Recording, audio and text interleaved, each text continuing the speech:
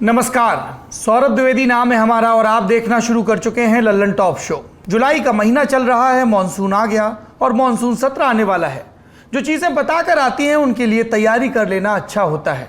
इसलिए news producer monsoon सत्र से पहले अपनी अलमारी से कुछ शब्द और जुमले निकालते हैं, झाड़ पोंछ कर उन्हें धूप दिखा देते हैं ताकि फिर महीने भर उनका इस्तेमाल कर सकें। मसलन हंगामेदार शुरुआत, शोरगुल के बीच सभा स्थगित, तीखी बहस, सदस्य हुए निलंबित और बिल हुए पास। यही काम सरकार और विपक्ष भी करते हैं, लेकिन काम से पहले हो गया है कांड। विपक्ष कह रहा है कि सरकार ने उन सारे शब्दों पर ताला लगा दिया जो वो 18 जुलाई से शुरू होने वाले मॉनसून सत्र में इस्तेमाल करता।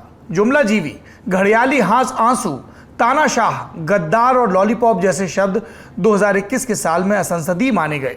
तो बड़ी खबर में हम आज बात करेंगे कि क्या वाकई इन शब्दों को असंसदीय माना जा सकता है और क्या इन शब्दों को असंसदीय बता देने से बहस का गिरता स्तर सुधर जाएगा। बहस के गिरते स्तर की बात होगी तो गिरते रुपए की भी बात होगी। आज आखिरकार $1 का मूल्य 80 रुपए तक पहुंच ही गया।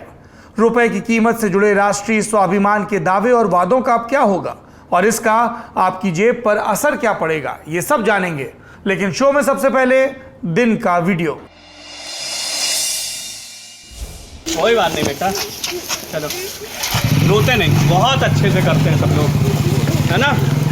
चलो अब तुम लोग जाओ अच्छे से और बहुत अच्छा करना अपने जीवन में, बहुत अच्छा करना ना।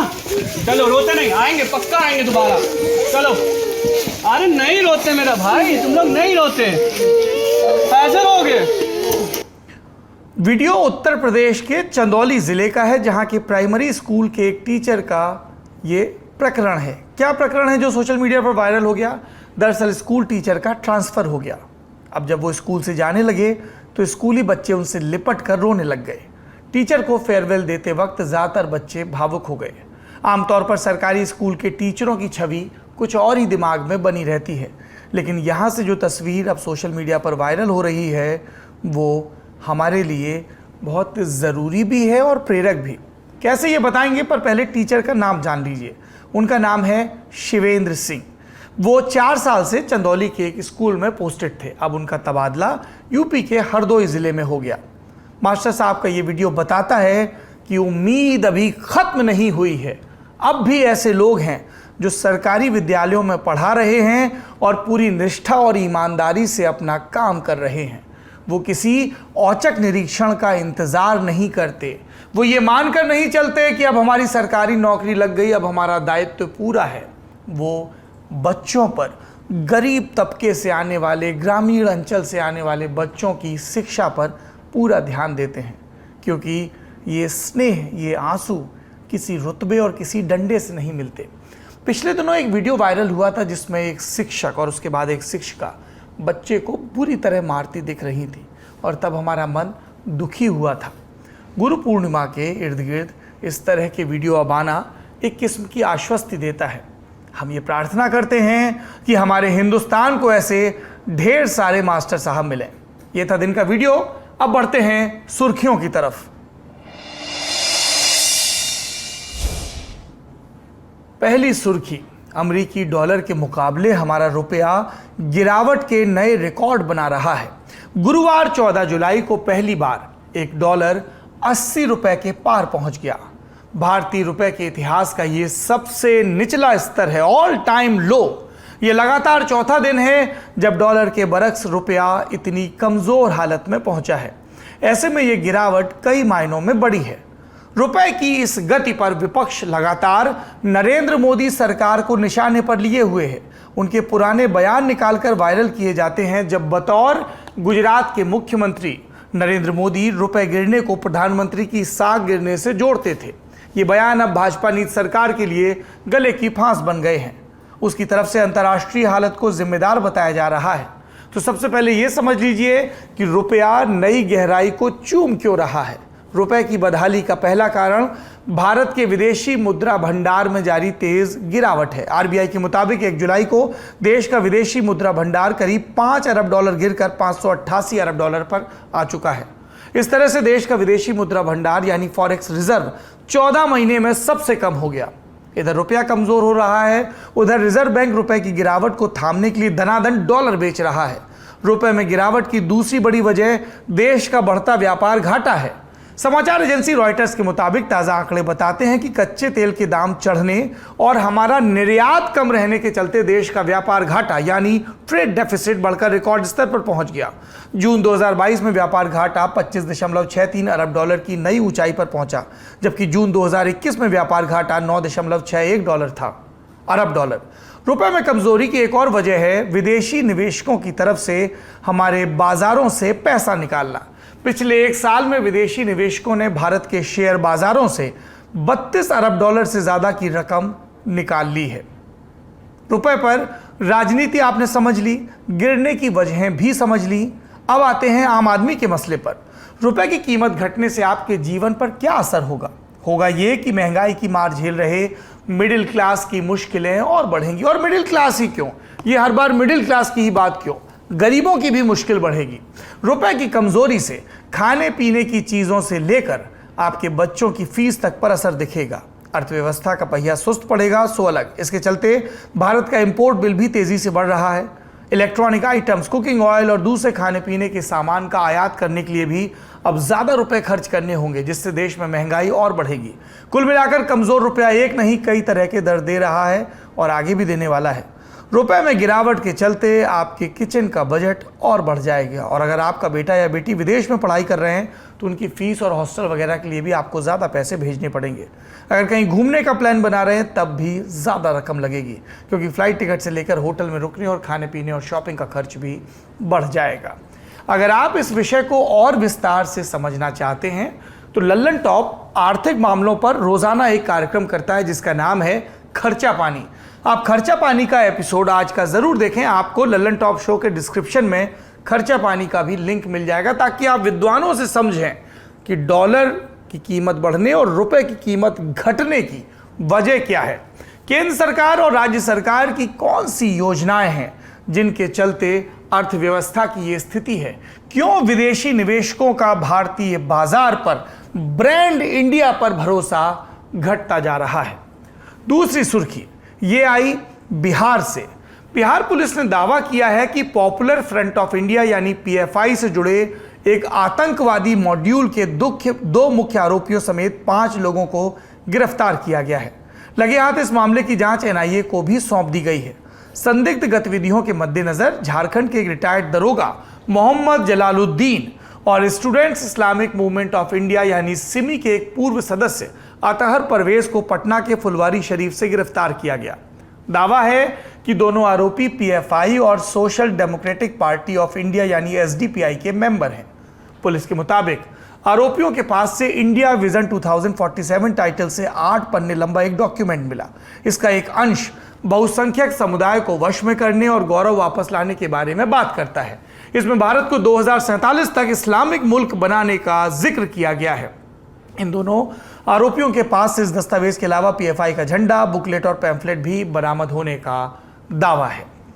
पटना पुलिस के मुताबिक अतहर परवेज का भाई मंजर आलम पहले से जेल में है। वो पटना के गांधी मैदान में साल 2013 में प्रधानमंत्री मोदी की एक रैली और बोधगया में हुए बम धमाकों के मामले में गिरफ्तार किया गया था। आज तक से जुड़े रिपोर्टर अरविंद ओझा के मुताबिक पुलिस की एफआईआर में कहा गया है कि पकड़े गए आरोपियों ने इस बार भी पटना में हुई प्रधानमंत्री नरेंद्र मोदी की जो रैली थी, प्रोग्राम था, उसमें गड़बड़ी फैलाने की साजिश रची थी। बिहार पुलिस के मुताबिक मोहम्मद जलालुद्दीन और अतहर परवेज दोनों फुलवारी शरीफ इलाके में आतंकवाद की पाठशाला चला रहे थे। इन दोनों ने मार्शल आर्ट और हथियारों की ट्रेनिंग के लिए एनजीओ के नाम पर पीएफआई का ऑफिस खोला था। फुलवारी शरीफ में 16,000 रुपए में यह ऑफिस किराए पर लिया गया था। पटना पुलिस के मुताबिक इस ऑफिस में करीब 2 महीने से मुस्लिम समुदाय के लड़कों का पहले ब्रेन वॉश किया जाता था और फिर अतहर परवेज इन्हें ट्रेनिंग देता था। सुनिए इस घटना पर पटना के एसएसपी ने और क्या कहा। और अभी तक जो अभी तो अनुसंधान बिल्कुल प्रारंभिक स्टेजेस पर है। जो पता चला है कि ऑर्गेनाइजेशन बेसिकली मोबिलाइज़ करती थी, मस्जिद में और मदरसा में यूथ्स को मोबिलाइज़ करते थे और कठोरता की तरफ, जिसको हम अंग्रेज़ी में रेडिकलाइजेशन बोलते हैं, उसके लिए ये लगातार कार्यशील थे। इसका जो मॉडस था कि ये लोग जैसे शाखा होती है, आरएसएस अपनी शाखा ऑर्गेनाइज करते हैं और लाठी की ट्रेनिंग देते हैं, उसी तरह से ये लोग शारीरिक प्रशिक्षण, फिजिकल एजुकेशन के नाम से लोग अपने यूथ्स को बुला के और उनको प्रशिक्षण दे रहे थे। और उसी के साथ ही जो अपना एजेंडा है और प्रोपोगेंडा है, उनके माध्यम से यूथ्स को ब्रेन वॉश करने का काम कर रहे हैं। पटना के एसएसपी मानवजीत सिंह ढिल्लों ने पटना में पकड़े गए पीएफआई की तुलना आरएसएस से कर एक नए विवाद को भी जन्म दे दिया। एसएसपी ने कहा, आपने सुना कि जैसे आरएसएस की शाखा होती है उसी प्रकार से ये लोग शारीरिक प्रशिक्षण देते हैं, मार्शल आर्ट की ट्रेनिंग देते थे। बीजेपी नेताओं ने यह बयान सुनते ही आपत्ति जताई। अब खबर आई है कि पुलिस मुख्यालय से एसएसपी को कारण बताओ नोटिस जारी किया गया है और इन सब के बीच विपक्षी और सत्ता पक्ष के भी एक राजनीतिक दल का बयान आया। हिंदुस्तानी अवामी मोर्चा और राजद ने एसएसपी के बयान का समर्थन किया है। अगली सुर्खी की तरफ बढ़ते हैं। धार्मिक भावनाएं आहत करने के आरोप में गिरफ्तार ऑल्ट न्यूज के को फाउंडर मोहम्मद जुबैर को आज एक और मामले में हाथरस की जिला अदालत में पेश किया गया। यूपी के हाथरस में जुबैर पर 2 एफआईआर दर्ज हैं। उनकी गिरफ्तारी के बाद 4 जुलाई को हाथरस में उनके खिलाफ ये मुकदमा दर्ज किया गया था। हाथरस कोर्ट से पुलिस के आग्रह पर जुबैर को पेश होने का वारंट जारी किया गया, जिसके बाद आज पेशी हुई। आरोप क्या है? ट्वीट के जरिए धार्मिक भावना आहत करने का। सुनवाई के बाद यहां भी मोहम्मद जुबैर को 27 जुलाई तक न्यायिक हिरासत में भेज दिया गया। जुबैर के वकीलों का आरोप है कि उन्हें जेल में रखने के लिए यूपी पुलिस एक के बाद एक एफआईआर सामने लेकर आ रही है। अकेले यूपी में ही जुबैर के खिलाफ 6 एफआईआर दर्ज हैं। सीतापुर, लखीमपुर, मुजफ्फरनगर, गाजियाबाद और हाथरस।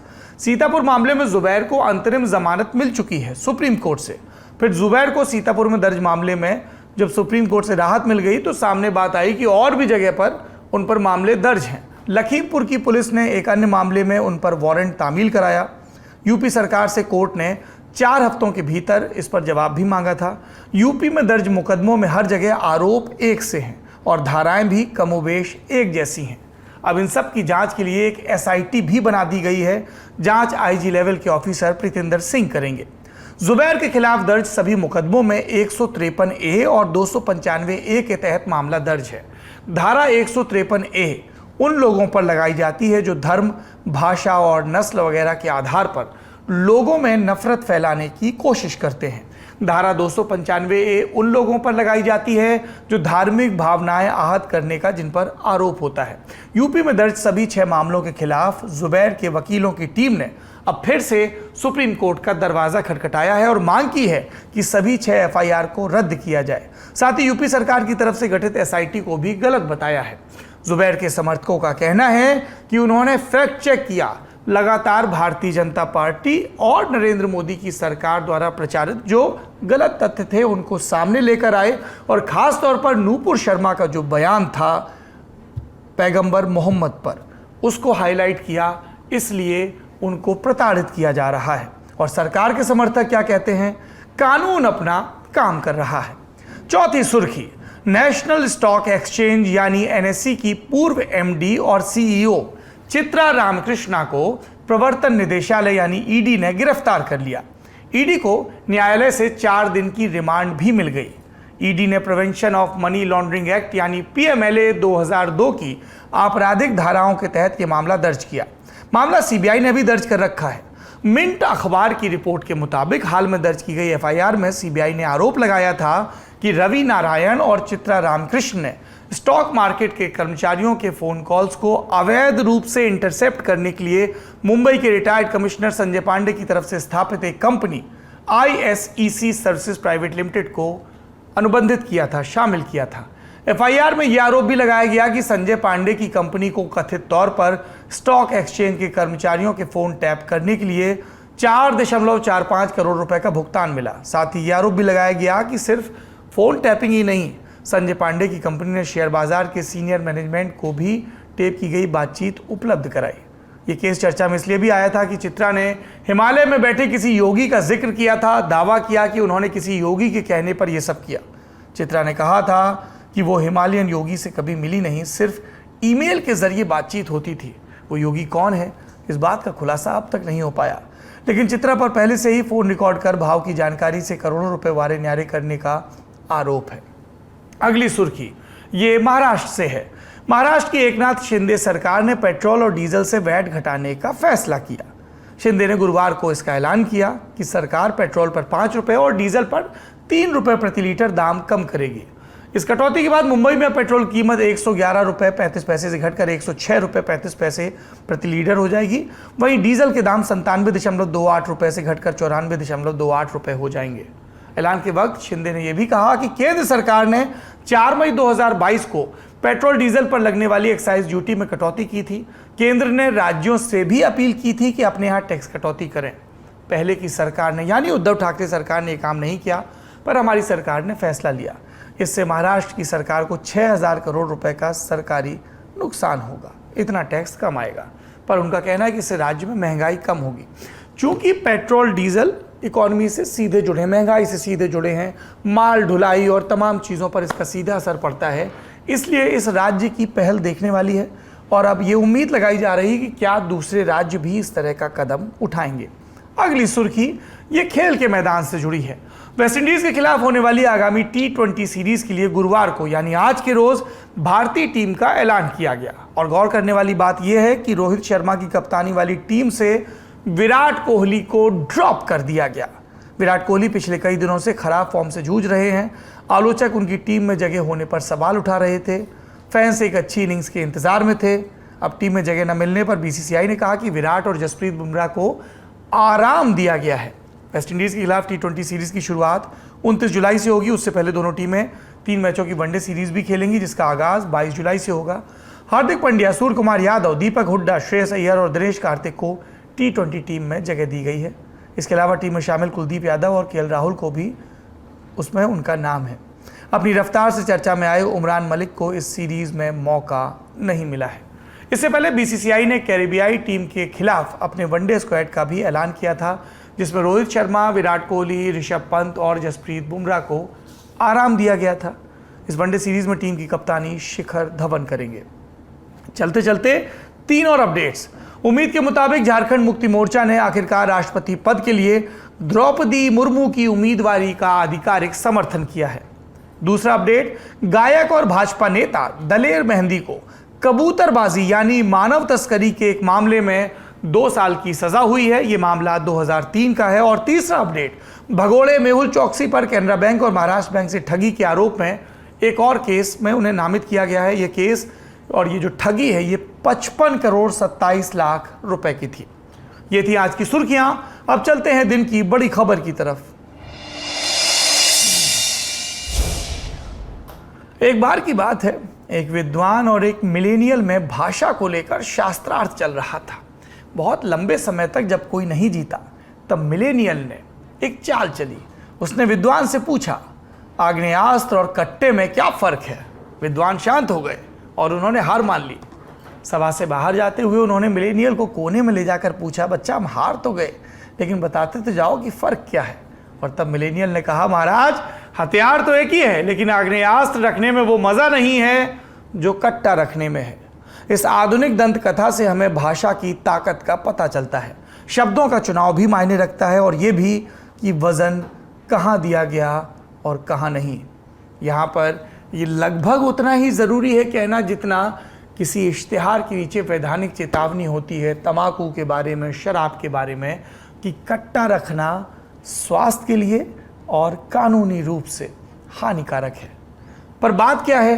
बात भाषा की है। तभी तो कुछ लोग होते हैं जिन्हें एक अच्छा वक्ता माना जाता है। कह दिया जाता है कि साहब इन्हें तो सरस्वती सिद्ध है।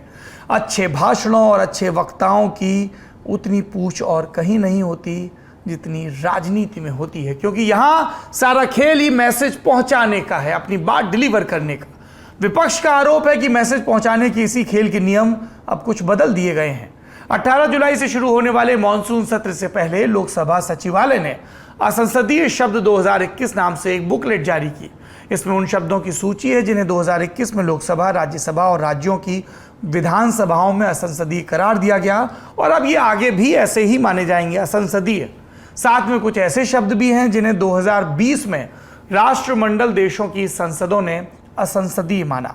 राष्ट्रमंडल माने वो देश जो किसी जमाने में ब्रिटेन की कॉलोनी हुआ करते थे, मिसाल के लिए ऑस्ट्रेलिया।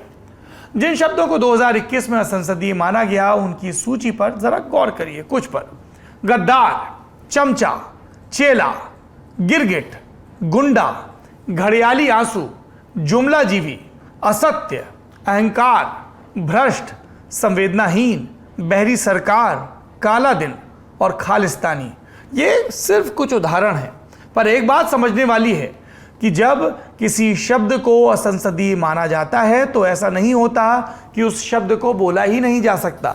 उस शब्द के इस्तेमाल को असंसदीय माना जाता है। मिसाल के लिए आज आई बुकलेट में पेज नंबर 43 पर हत्यारा शब्द भी असंसदीय माना गया। शब्द नहीं, वाक्यांश, उदाहरण दिया गया, अरे तू हत्यारा है या किसानों के हत्यारे। बुकलेट पढ़ने पर असंसदीय माने जाने वाले शब्दों का संदर्भ मिलता है, पर ऐसा सभी मामलों में नहीं है। मिसाल के लिए सेक्सुअल हैरेसमेंट को भी असंसदीय माना गया है, पर इसका संदर्भ नहीं है। ऐसे में ये पूछा जाने लगा कि क्या अब संसद में यौन उत्पीड़न की बात नहीं होगी? क्या जब इस पर कोई कानून बनेगा तब इस शब्द का इस्तेमाल नहीं होगा? अगर देश में कहीं भी दुर्भाग्यपूर्ण ढंग से ये घटना होती है तो फिर इसका जिक्र क्या संसद में नहीं हो सकेगा? इसके अलावा कुछ ऐसे उदाहरण भी हैं, जैसे पेज नंबर 42 पर शर्म को असंसदीय माना गया। यहाँ वाक्यांश भी दिए गए, शर्म आए, शर्म करो, शर्म ही नहीं आती। जब भी मैं ये शब्द सुनता हूँ तो मुझे यूपीए सरकार का कार्यकाल याद आता है, जब शर्म अल शेख में प्रधानमंत्री उस समय के थे मनमोहन सिंह। उन्होंने बलूचिस्तान को लेकर कुछ ऐसा बयान दिया था कि राजनयिक तौर पर भारत बैकफुट पर आ गया था, और तब उस वक्त के भाजपा नेता यशवंत सिन्हा ने सरकार की आलोचना करते हुए शर्म अल शेख के शर्म शब्द को उठा के कहा था कि 7 समंदर के पानी से भी ये शर्म नहीं धोई जा सकती। अब यशवंत सिन्हा भाजपा में नहीं है, भाजपा सत्ता में है, और शर्म शब्द अब असंसदीय है इन कुछ उदाहरणों के मार्फत। ये कुछ ऐसे उदाहरण हैं जिनमें संदर्भ और वाक्यांश के साथ भी ये समझ नहीं हो पाया कि इन्हें असंसदीय क्यों माना गया। आज जो 44 पन्ने की बुकलेट जारी की गई है वो 2021 में असंसदीय माने गए शब्दों और वाक्यांशों का संकलन है। कुल असंसदीय शब्दों की सूची बहुत लंबी होती है, बिल्कुल किसी डिक्शनरी की तरह।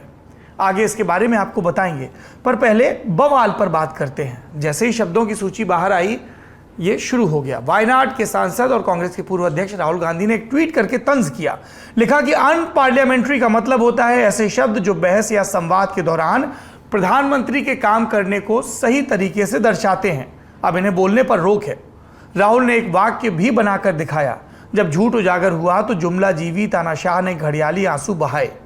लोकसभा में कांग्रेस के नेता अधीर रंजन चौधरी ने इस बाबत लोकसभा अध्यक्ष ओम बिरला को खत भी लिखा। उधर तृणमूल कांग्रेस ने अपने आधिकारिक ट्विटर हैंडल पर लिखा, यह दिलचस्प है कि जिन शब्दों को असंसदीय बता दिया गया उनका इस्तेमाल इनकम्बेंट के लिए होता है। क्या ये शर्म से बचने का उपाय है? यहाँ इनकम्बेंट का मतलब केंद्र सरकार या उसके मुखिया यानी प्रधानमंत्री से है।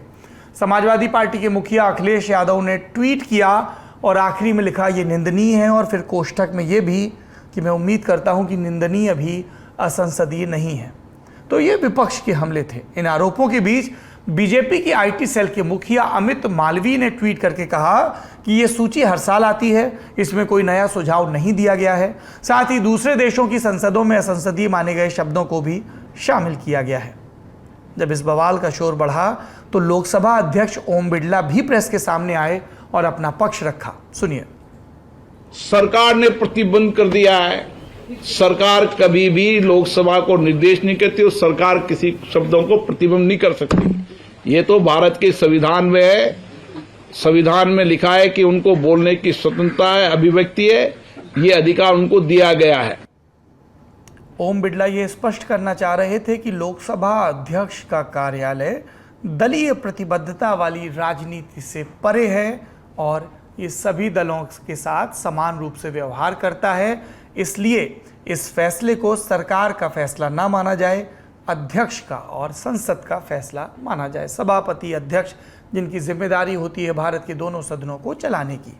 तो ये तो राजनीतिक बहस है जो चल रही, पर इससे परे ये जानना ज़रूरी है आपके लिए कि संसदीय और असंसदीय का फैसला होता कैसे है। इसके लिए आपको इंडिया टुडे पर छपी आलोक रंजन की एक रिपोर्ट का हवाला देते हैं। आलोक बताते हैं, भारत के संविधान के अनुच्छेद 105(2) के मुताबिक संसद या संसदीय कमेटी में किसी सांसद द्वारा बोली गई किसी बात के लिए उसके खिलाफ किसी अदालत में मुकदमा नहीं चलाया जा सकता। अब आप पूछ सकते हैं कि भैया सांसद भी तो नागरिक ही हैं, फिर उसे कानूनी कार्रवाई से छूट कैसे और क्यों मिल गई? इस सवाल के जवाब के लिए आपको संसदीय परंपराओं की विकास यात्रा को समझना होगा। भारत में संसदीय लोकतंत्र के लिए पूरी दुनिया से प्रेरणा ली गई। कई पुरानी व्यवस्थाओं में राजा होता था और संसद भी, जैसा कि अभी ब्रिटेन में चल रहा है। ब्रिटेन और दूसरे लोकतंत्रों के इतिहास में ऐसे कई उदाहरण देखे गए जब राजा ने यह भांप लिया कि फलाना सांसद जब संसद में बोलेगा तब वो राजा का विरोध करेगा। ऐसे में राजा या तो सांसद को सत्र से पहले ही गिरफ्तार करा लेता या फिर जब सांसद उसके खिलाफ बोलता तो राजद्रोह का आरोप लगाकर उसे गिरफ्तार करवा लेता। इसलिए यह व्यवस्था विकसित हुई कि सत्र से पहले या सत्र के दौरान सांसद को गिरफ्तार नहीं किया जाएगा। सांसद सदन में अपनी बात निडरता से कह पाए, इसके लिए उसके बोले हुए शब्दों को कानूनी ढाल दी गई। अब ये समझने वाली बात है कि जो खुराफात किसी राजा के दिमाग में आ सकती है वो किसी आधुनिक राष्ट्राध्यक्ष के दिमाग में भी आ सकती है। इसीलिए भारत जैसे आधुनिक लोकतंत्र में भी सांसदों को पहले की तरह ही कानूनी सुरक्षा प्रदान की गई। लेकिन इसका मतलब ये नहीं कि सांसद सदन में कुछ भी कह दे। भारत में सांसद जो भी कहते हैं उन पर संसदीय नियम लागू होते हैं। सही और गलत का फैसला सांसदों की आपसी समझ से भी किया जाता है और सदन के अध्यक्ष या सभापति भी कार्रवाई की निगरानी करते रहते हैं। इस तरह सुनिश्चित किया जाता है कि सांसद जब बोलें तब भाषा का अनुशासन और गरिमा बनी रहे और बहस का स्तर ऊंचा रहे। जब सांसद इन बातों की अवहेलना करते हैं, सदन के अध्यक्ष उनसे अपने शब्द वापस लेने को कह सकते हैं। अगर सांसद ऐसा न करें तो उनके भाषण या टिप्पणी को सदन की कार्रवाई से बाहर किया जाता है, यानी जो उसका लिखित रिकॉर्ड बिल्ड होता है उसमें इसका जिक्र नहीं होता, उसका प्रसारण भी नहीं किया जा सकता उस पर्टिकुलर बयान या शब्द का। लोकसभा के rules of procedure and conduct of business के रूल 380 में निहित शक्तियों का इस्तेमाल करके अध्यक्ष ये तय कर सकते हैं कि अमुक सांसद की भाषा असंसदीय है या संसदीय। आपने कई बार देखा सुना होगा हंगामे के दौरान लोकसभा अध्यक्ष या राज्यसभा के सभापति कहते हैं nothing will go on record. ये बात वो सिर्फ सांसदों से नहीं कह रहे होते, सदन में तैनात अधिकारियों के लिए ये एक निर्देश होता है। ये अधिकारी सदन की कार्रवाई का अक्षरशः रिकॉर्ड तैयार करते हैं और इस रिकॉर्ड को जनता जाकर देख भी सकती है कि अमुक बिल पर चर्चा के दौरान कौन से सांसद ने क्या कहा और सरकार ने क्या जवाब दिया। जब किसी हिस्से को कार्रवाई से बाहर करने का निर्देश दिया जाता है तब रूल 381 काम आता है। इसके तहत हटाए गए हिस्से को तारांकित किया जाता है, यानी वहाँ एक स्टार लगा दिया जाता है। फिर एक फुट नोट जोड़ा जाता है, expunged as ordered by the chair, यानी जो कुर्सी पर बैठे हैं, जो कि अमूमन लोकसभा के अध्यक्ष या राज्यसभा के सभापति होते हैं, उनके आदेश पर इस शब्द को या इस वाक्यांश को हटा दिया गया जो कार्रवाई का रिकॉर्ड है उससे। सांसद चाहें तो अपने भाषण में से विलोपित, यानी जो हटाए गए शब्द हैं या वाक्यांश, जो चेयर का ऑर्डर है उसको लेकर आपत्ति भी दर्ज करा सकते हैं, पर इसके लिए उन्हें लोकसभा या राज्यसभा सचिवालय से पत्राचार करना होगा लिखित में अपनी शिकायत, और आखिरी फैसला यहाँ सदन के अध्यक्ष का ही होता है। अब ये कैसे मालूम चलेगा कि कौन सा शब्द संसदीय है और कौन सा नहीं? असंसदीय शब्दों की एक सूची किताब की शक्ल में जारी कर यह बताया जाता है। 1954 में जब यह किताब तैयार की गई तो कई शब्द पहले ही असंसदीय घोषित हो चुके थे। आज़ादी से पहले आहूत हुई सेंट्रल लेजिस्लेटिव असेंबली, संविधान सभा, कार्यकारी संसद, 1954 तक आहूत हुई लोकसभा, राज्यसभा, राज्यों की विधानसभाएं और दूसरे देशों की संसद, जहां से जो शब्द असंसदीय घोषित हो चुके थे उन सब को किताब में शामिल किया गया। इसमें हिंदी, अंग्रेजी और दूसरी भारतीय भाषाओं के शब्द जोड़े गए और इन्हें नियमित रूप से अपडेट किया जाने लगा। इस किताब के 2004 वाले अंक में 900 पन्ने थे। फिलहाल इस किताब में 1100 पन्ने हैं। तो अगर आप माननीय सांसद हैं और आपको सदन में बोलना है तो आपसे ये उम्मीद की जाती है कि 1100 पन्ने का ये पोथा आप कंठस्थ कर लें ताकि किसी असंसदीय शब्द को बतौर सांसद आप देश की सर्वोच्च पंचायत में उच्चारित न करें। संसदीय और असंसदीय की बहस पर भाषा विज्ञान के जानकार क्या कहते हैं, ये भी सुन लीजिए। हमेशा भाषा की स्थिति ये होती है कि एक भाषा आम बोलचाल की भाषा होती है और एक भाषा जो है परिनिष्ठित और मानक भाषा के नाम से जानी पहचानी जाती है। जब हम आपस में घर में मित्रों के बीच में या सामान्य लोगों के मध्य में बातचीत कर रहे होते हैं तो हम आम बोलचाल की भाषा में बात करते हैं, जिसे हम क्षेत्रीय भाषा भी नाम दे सकते हैं, उसकी बात करते हैं। लेकिन जब मैं अध्यापक हूँ, अगर मैं कक्षा में जाता हूँ या हमारे जो प्रतिनिधि किसी मंच पर वार्तालाप करते हैं तो वहाँ हमें भाषा का जो मानक शब्दावली है, जो हमारी परिनिष्ठित शब्दावली है, उसका प्रयोग करना चाहिए। ये हमारा मानना रहा है। दूसरी ओर जो आपने अभी संसद में चर्चा करी, तो देखेंगे उन शब्दों को अगर हम देखते हैं तो मैंने एक थोड़ी सी सूची हल्की सी देखी थी, और उस सूची में मैंने देखा था कि जैसे मान लीजिए शकुनी शब्द बैन किया गया या ताना जयचंद पर प्रतिबंध लगाया गया। अब ये जयचंद और शकुनी ये वास्तव में अमर्यादित शब्द नहीं है। एक अमर्यादित आचरण करने वाले व्यक्ति के अलग अलग उसके जो दुर्गुण हैं उसको गिनाने की अपेक्षा वह एक शब्द में उस व्यक्ति के पूरे व्यक्तित्व को बांध देते हैं। तो मुझे लगता है कि शकुनी और ये आपके जयचंद जैसे शब्द जो हैं यह हमारे प्रतीकात्मक शब्दावली है, और जब हम किसी व्यक्ति को कुछ कहना नहीं चाहते तो केवल मात्र प्रतीकात्मक रूप में कहकर अपनी बात को उस तक पहुंचा देते हैं। तो मुझे लगता है कि इस तरह के शब्दों पर बैन नहीं लगना चाहिए था, प्रतिबंध नहीं लगना चाहिए था, क्योंकि ये शब्द अपने आप में उसके सारे दुर्गुणों को अलग अलग व्याख्यान करने की अपेक्षा एक साथ समेटकर उसको अभिव्यक्त कर देते हैं। संसद की गरिमा और सांसदों की अभिव्यक्ति की आज़ादी के बीच खींचतान नई नहीं है। क्या कहा जा सकता है और क्या नहीं, उसे लेकर विपक्ष हमेशा मुखरता को तरजीह देता आया है और सत्ता पक्ष गरिमा को। शब्दों के चुनाव से इतर एक सवाल ये भी है कि जिन शब्दों को असंसदीय नहीं माना गया उनका इस्तेमाल भी जन कल्याण के मकसद से हुआ या नहीं। जो बहस हुई उसका स्तर क्या था? शब्दों को आपसी दुश्मनी के चलते उछाला गया या फिर वो जनता की आवाज़ थे? और सबसे बड़ा सवाल ये कि सरकार का हाजमा कितना मजबूत है? क्या वो आलोचना सुनकर सुधार करती है या फिर आलोचक को ही निशाने पर ले लेती है? इन सारे सवालों के जवाब आप आगामी मॉनसून सत्र में पालेंगे जब कार्रवाई शुरू होगी। इंतज़ार करिए 18 जुलाई का। और याद रखिए, एक सक्षम लोकतंत्र, एक सक्षम देश वो होता है जो आलोचनाओं को स्वीकार करने का साहस और विवेक रखे। आज का ललन टॉप शो यहीं समाप्त होता है।